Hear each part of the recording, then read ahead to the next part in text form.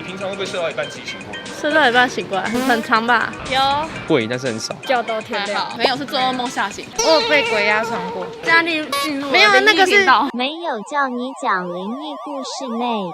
有听过什么叫做睡眠呼吸中止症？其实我不知道那是什么。会死吗？我有听过，就听过，不知道是什么。其实睡眠呼吸中止症，它最主要的症状会很明显，睡不饱。就是睡一睡死掉，是不是？你自己会有打呼的问题？好像有一点。可能是哪些人比较容易打呼吗？胖，很有默契。因为我也觉得我变胖有一点像。年纪比较大的或者是明显有喝酒的，或者是比较胖的，再来就是下巴比较短的，光打鼾那个震动波拍打你的颈动脉，就会造成你颈动脉可能会有一些硬化的问题，间接造成中风的风险。所以现在即使打鼾，我们也是建议说要比较积极的控制。